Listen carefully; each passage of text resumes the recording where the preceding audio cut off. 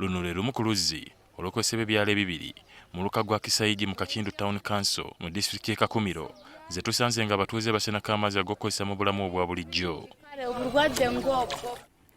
Abatuuze batubuulidde nti batambula engendo empanvu okufuna amazzi ate nga nago sigaye mayonjo kyokka nga gye bagajja nago ga buseere. Bagula bugura kandi tugagula distance endayira.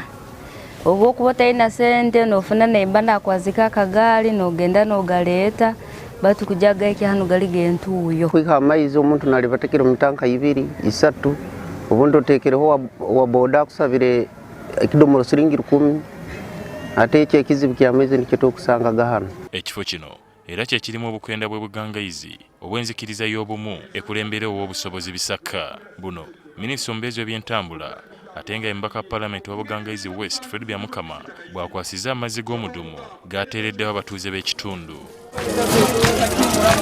No obasabira wano bayite balina amazzi ate nga gavumenti eri mu program bamaze okusima amazzi ga pipe to water naye tebannagatambuza nendaba community yaabwe eri nnene nnyo n'ensalamu mbakolera amazzi ku ssente ezange ng'omuntu.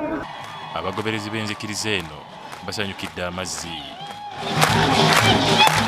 Wano tubadde tuzimbye bulungi ebizimbe byaffe byonna naye amazzi gabadde kizibu.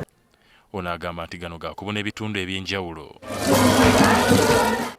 Byamukama ajjukizza abantu bano okwettanira enkola za gavumenti okusobola okuva mu bwavu. Tulina okwettanira pulogulaamu ngeze emyoga, Operation Wealth Creation, Paris Development Model, ate fena tukolere wamu tulabe nti tufunamu ogenda osabe mu church naye nga n'ewaka bw'okola. Abalina ennimiro balime, abasuubuzi basuubule, tojja kujja obeerawo ng'osaba nti Katonda ajja kuwa buli kimu ekitekisoboka. Ow'obusobozi bisaka akubiriza abantu okubeera obumu n'okujjumbira enteekateeka zonna ezireeteddwa gavumenti.